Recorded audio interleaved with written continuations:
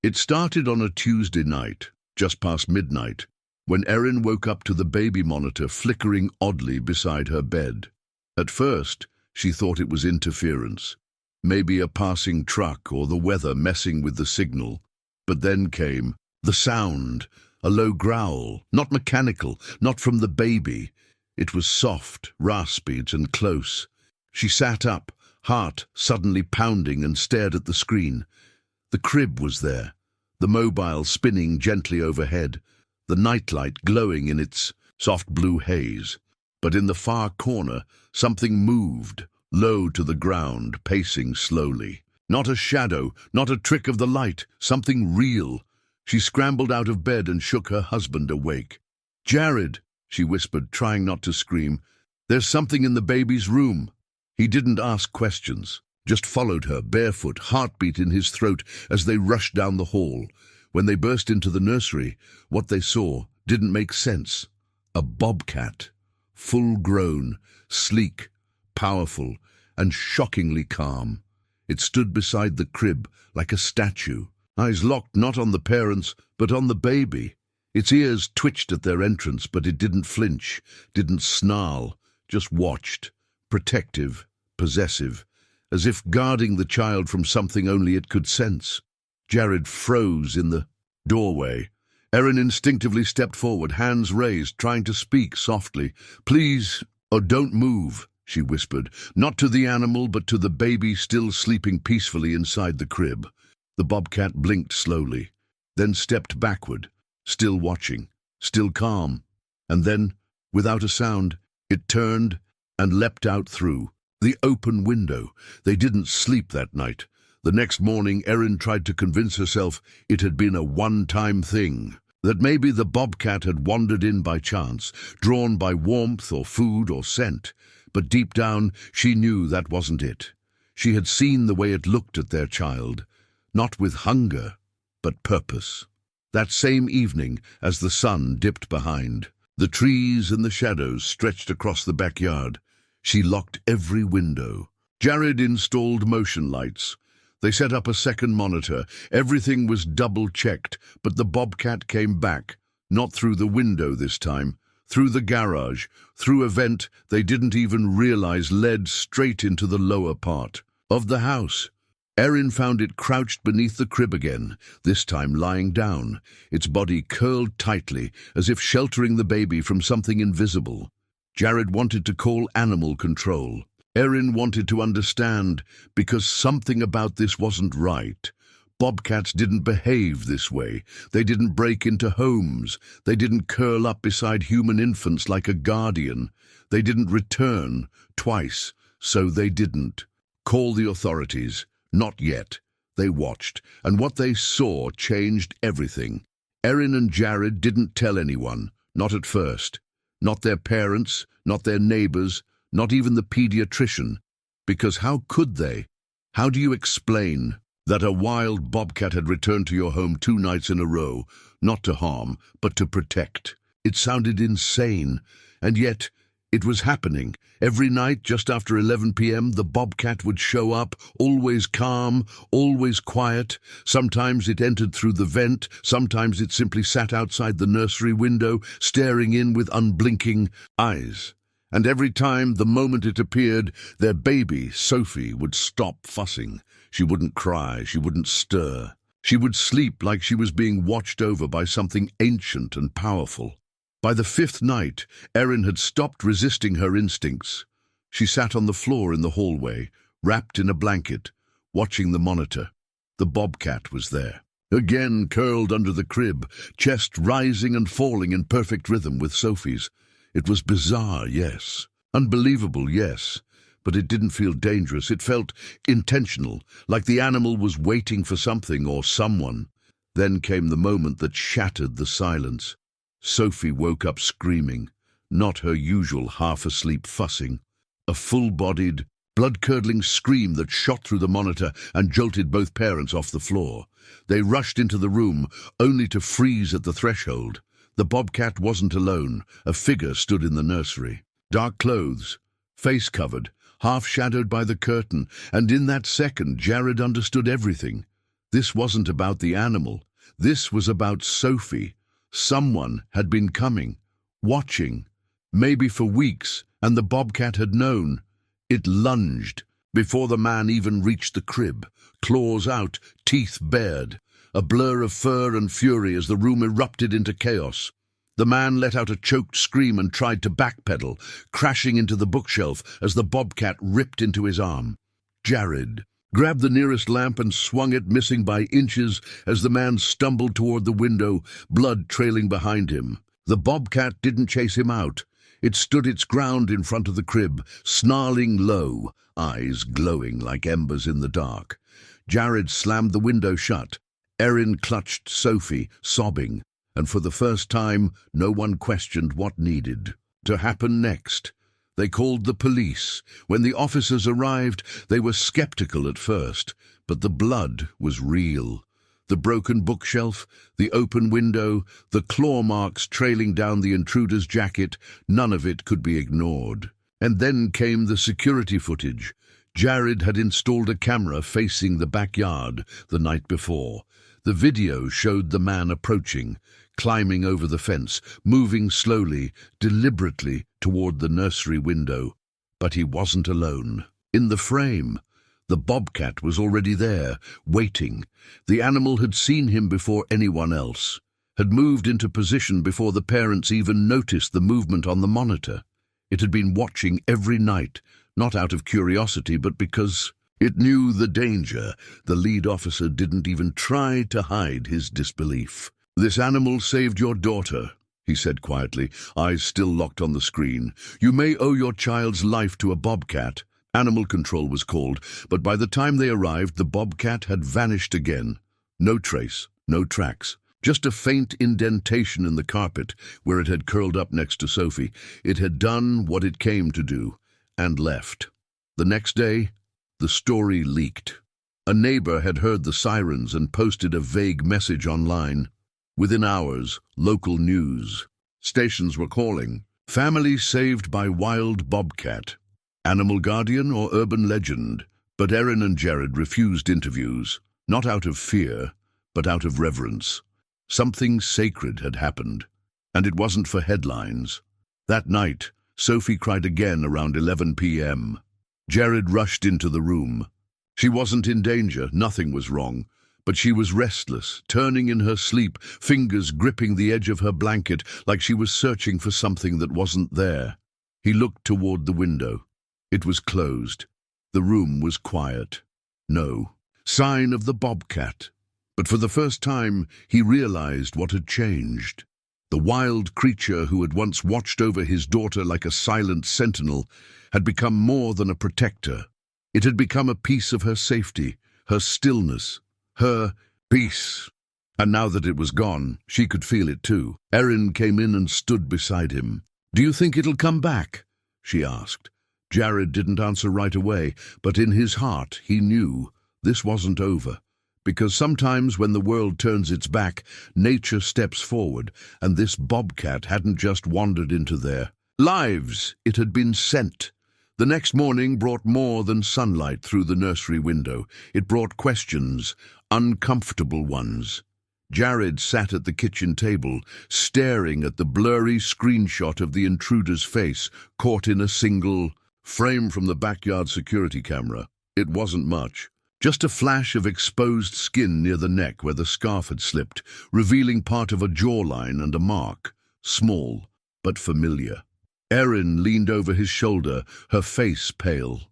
"That looks like—" She didn't finish the sentence. Because she didn't need to. They both recognized it. 2 weeks earlier, a man had been caught hanging around the edge of their property. He claimed he was lost, looking for a friend's house, but Erin hadn't believed him. There was something off. His eyes never stayed still. He looked past people, not at them. She told Jared, who checked the locks and added an extra deadbolt. But they hadn't reported it. They hadn't wanted to cause trouble. Now they were realizing how close they'd come to disaster. Jared brought the image to the police. This time, they took it seriously. The mark, a faded snake tattoo near the Jaw was linked to a man already under investigation for trespassing and suspected break-ins in 2 nearby towns. But this was different. This wasn't an attempted robbery. This was targeted. He had climbed their fence, opened their daughter's window, and crossed a nursery threshold. This was personal. And somehow, the Bobcat had known. The wildlife officer, assigned to their case, returned that afternoon. He brought trail maps, regional data, and a new question. Has this Bobcat ever been seen before near your home? Not recently. Months ago, maybe even last year. Jared shook his head. No. Why? Because Bobcats aren't territorial in this way. They don't follow humans, and they definitely don't enter homes unless they've imprinted. And even then, not like this, Erin frowned. You think it knows us? I think, the officer said slowly, it knows her. They all turned to look at Sophie, who sat on the carpet chewing on a wooden block, completely unaware that she had become the center of a mystery no one could explain. That night Jared couldn't sleep. He kept walking the hallway, checking the windows, locking the doors, again and again.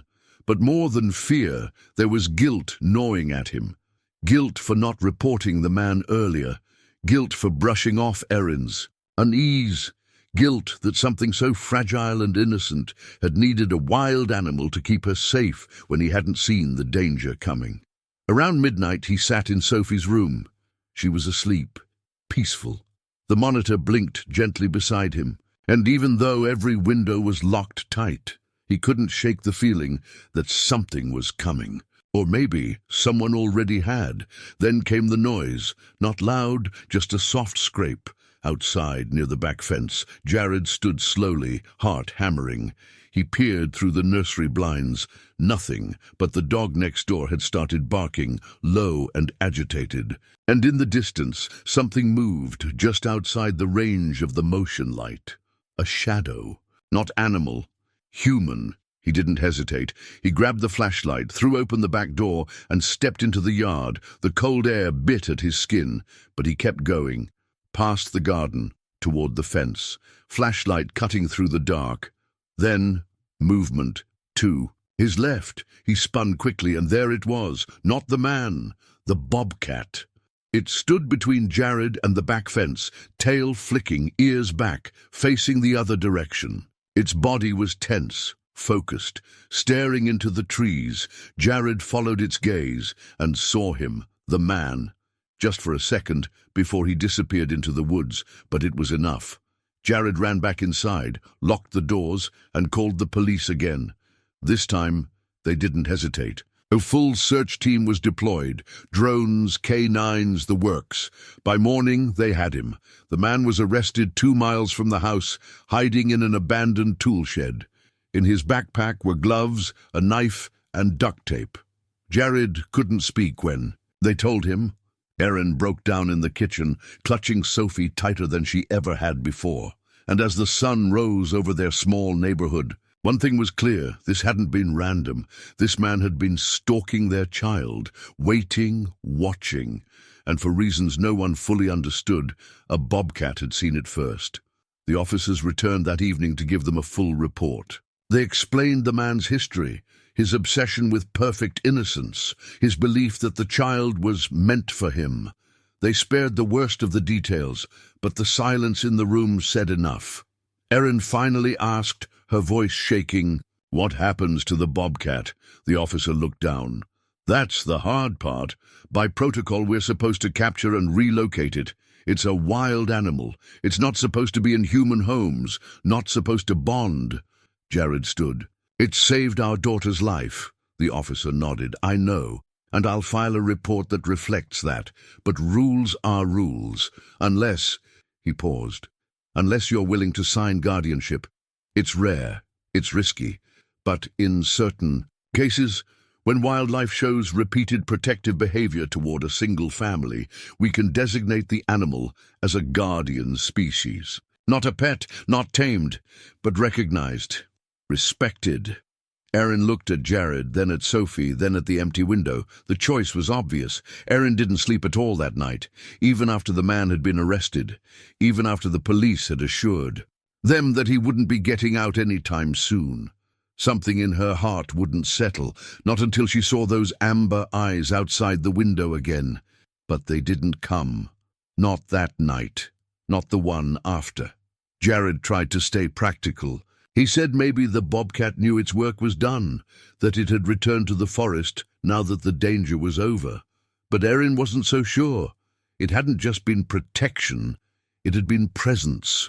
The kind you feel when something ancient is watching over you, not because it's required, but because it chooses to. The wildlife officer returned 2 days later with forms in hand. Guardianship request paperwork, legal language, technical conditions. A paragraph that stated clearly, if the Bobcat returned, and if the family wished to protect it from removal, they would accept full responsibility for its safety and any consequences of its continued presence. Jared read every word. Erin didn't have to. She signed without hesitation. The officer gave them one last look before leaving. If it comes back, you'll be the first family in this state to ever register. A wild bobcat as a guardian species. Erin looked down at Sophie, who was curled up in her arms. She's already family. That evening, something unexpected happened. At around 8 o'clock, just as the sun dipped behind the trees, they heard a knock at the door. Not forceful. Gentle. Jared opened it to find their next-door neighbors standing on the porch, along with the couple from across the street and the elderly man who walked his dog every morning. They weren't there to complain, they were there to help. Word had spread fast. The news, the footage, the arrest. Everyone had heard the story of the silent guardian who had protected Sophie night after night. Some called it a miracle, others called it fate, but everyone agreed. It wasn't just the child who'd been changed, the whole neighborhood had. One of the neighbors handed Erin a folded piece of paper. "We started a petition," she said, "just in case someone tries to remove the Bobcat. We're behind you." Within 24 hours, the petition had over 200 signatures, more than the entire street combined. Local journalists reached out, wildlife experts. A documentary filmmaker from Colorado called, asking for permission to visit. But Erin kept them at arm's length. She wasn't chasing headlines. She was just waiting for one thing. Him. He came back on the 3rd night. It was almost midnight. The motion light in the backyard flickered, and for a moment Jared thought it might just be the wind again. But when he stepped onto the porch, there he was, sitting just beyond the edge of the light, tail curled around his paws, head raised as if he'd never left. Jared stepped forward slowly. No sudden movements, no fear. He crouched down, heart pounding, and whispered, "She's safe now." The Bobcat didn't run, didn't blink, just watched him, calm and still. Then, with the same quiet grace as always, he padded across the lawn and disappeared into the shadows beside the house, right back to his usual place beneath Sophie's nursery window. Erin cried when she saw him on the monitor again. Sophie slept soundly, one hand curled under her cheek, the other clutching her blanket. And there, just beneath the frame, the Bobcat lay like a statue carved out of silence. The following week was different, lighter, safer. The fear was gone, replaced by something reverent. Every evening, just before nightfall, neighbors would glance toward the house as they walked their dogs or watered their lawns, pausing to see if they could spot him. And sometimes they did, lounging on the garden wall, sun warming his fur, eyes always trained on the window. The story caught fire. A national wildlife blog picked it up, then a morning show. Soon, thousands of people were sharing the images, sending letters, asking for updates on the child and her guardian. The Department of Wildlife officially approved the guardianship license, declaring the bond unprecedented and worthy of further study. But not everyone saw it that way. Late one night, a white truck pulled up across the street and sat with its lights off for nearly 20 minutes. Jared spotted it from the upstairs window. When he stepped outside, the truck drove off without explanation. A few days later, they found strange boot prints by the side of the house, fresh, deliberate, not from any ranger or officer they knew. It was happening again, but this time They weren't unprepared. That night, Jared sat up in the hallway again. Erin stayed in Sophie's room, and the bobcat returned like clockwork, curling beneath the window, never flinching, never sleeping. He knew, he always knew, and when the knock came at the back door, quiet, deliberate, well after midnight, Jared didn't answer. He called the police, and by the time the man tried to circle to the side yard, the bobcat was already there, waiting. The sound that broke the stillness wasn't loud, just the soft crunch of gravel near the fence line, barely enough to wake anyone not already on edge. But Jared heard it. He was in the hallway again, sitting with his back against the wall, eyes locked on the monitor. Sophie was asleep. The bobcat was there, curled in his usual spot below the window, eyes half closed but ears still alert. When the sound came again, the animal lifted his head. Jared stood quietly and stepped into the kitchen, grabbing the flashlight and switching off the porch light. He didn't want to scare the bobcat, but he needed to see who was out there. This wasn't the first time someone had crept close to their house since the story broke wide, but something about tonight felt different. It was quieter, heavier, like the air itself was waiting. As he opened the back door, the bobcat suddenly stood. His body went rigid, eyes focused beyond the hedges at the edge of the yard. Jared followed the animal's gaze. A figure moved through. The dark, slow, calculated steps. The shape of a man in a hood, crouched low, trying to avoid the motion sensors. Jared didn't wait. He stepped onto the porch and shouted, "You need to leave, now! The police are on their way!" But the man didn't run. He turned, and this time Jared got a good look at him. It wasn't the same man from the first break-in. This one was younger, thinner, but his eyes held that same unnerving vacancy, like someone who wasn't there for money or revenge, but something far worse. The bobcat growled low. The sound wasn't threatening. It was deliberate, a warning. The man took one more step forward, and then everything happened at once. Jared reached for his phone to hit the emergency call button. The motion light exploded, to life. The man turned to flee, but not before the bobcat lunged. It wasn't a full attack, just a powerful, fast leap that sent the intruder sprawling back into the bushes. He scrambled up, tripped over the sprinkler head, and took off through the trees. Jared ran inside and locked the door. Erin had already grabbed Sophie and was holding her tight, rocking gently while staring at the monitor. The bobcat stood beneath the window again, his chest rising and falling with shallow breaths. Not hurt, just watching. The police arrived less than 10 minutes later. They swept the yard, combed the nearby woods, but the man had vanished into the dark. Another incident, another unknown suspect, another attempt. But this time something changed.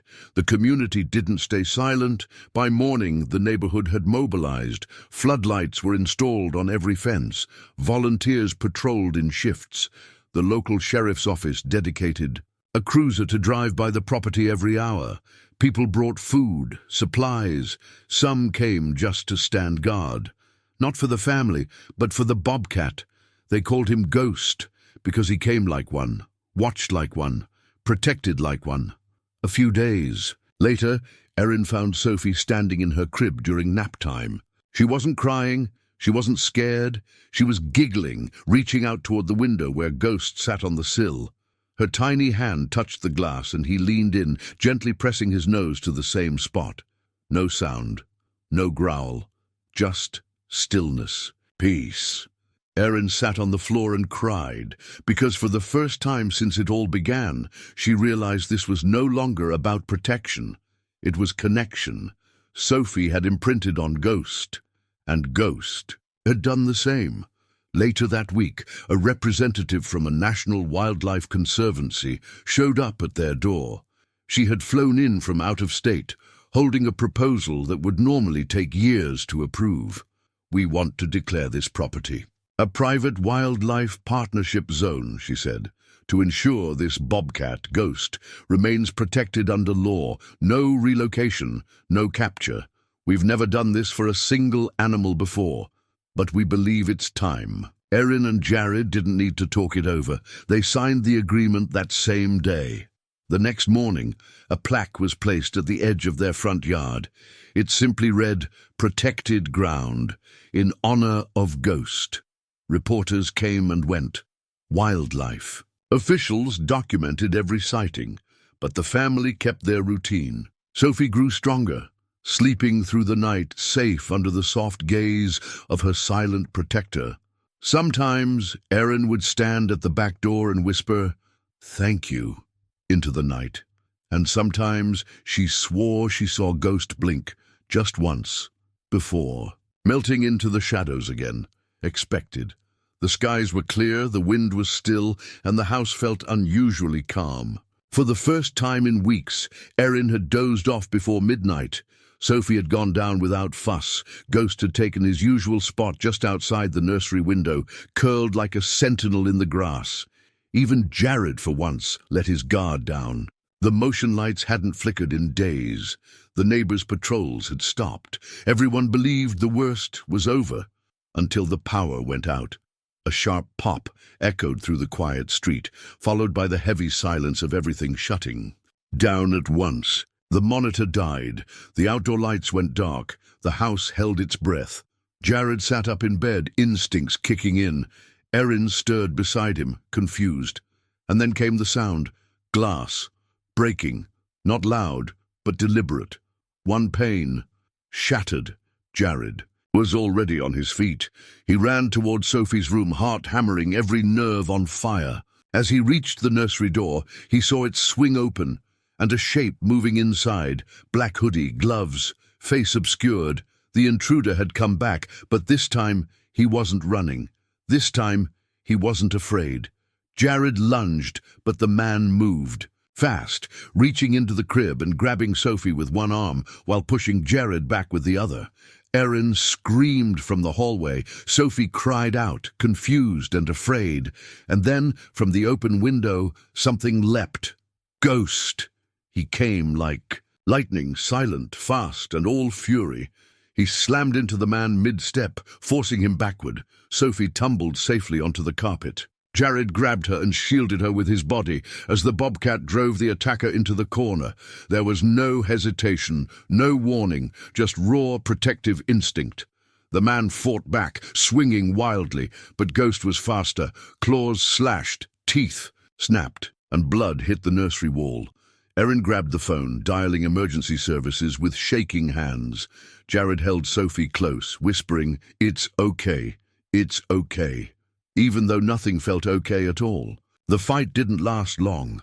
The man stumbled backward, bleeding from his arms and face, and crashed out the window he had broken to get in. Ghost didn't chase. He stayed in the nursery, panting, blood flecked across his fur. His amber eyes never left Sophie. The police arrived minutes later. They found the intruder unconscious near the edge of the woods. He had a taser in his backpack, rope, a bottle of chloroform. He had planned everything, and if Ghost hadn't been there, no one said it out loud, but they all knew. This time, he hadn't come to steal. He had come to take. Sophie was checked for injuries. Just a small scrape on her arm where the man had grabbed her. Nothing serious. But emotionally, the house was cracked wide open. Erin sat on the nursery floor long after the officers left, holding her daughter while Ghost lay nearby. Head on his paws, breathing heavy but calm, the Conservancy representative returned the next day with her team. They had seen the security footage, grainy, black and white but unmistakable. The Bobcat didn't attack for sport, he defended, and he did it without hesitation, without instruction, and without retreat. It made headlines across the country. Bobcat saves baby from armed intruder again. Wild protector or guardian angel, the story of Ghost. Nature's loyalty, the animal who wouldn't let her sleep alone. Thousands of people signed petitions to permanently recognize Ghost. Under federal wildlife protection, donations poured in to upgrade fencing, install safer surveillance, and build a small open sanctuary in the family's backyard, a place Ghost could call home without ever being caged. But he never stayed long. He would disappear for days, only. to return and sit by the nursery window as if nothing had changed. Sometimes he'd watch Sophie through the glass, blinking slowly, head tilted as she babbled to him from her crib. Other times he'd just rest there, eyes closed, body curled in peace. Erin once whispered through the window, "Your part," of her story now. And maybe he understood, or maybe he didn't need to, because he still came. Not every night, but often enough. On Sophie's first birthday, the conservancy team arrived with flowers and balloons, and a camera crew, hoping to capture Ghost's return. He didn't show. The sun set. Guests left. But just before midnight, Erin walked quietly to the nursery window. He was there, not for the cameras, not for the praise, just for her. She placed her hand on the glass. He blinked once and then turned back to the trees. No one would ever know why he chose her, why he stayed, or how he knew the danger before anyone else.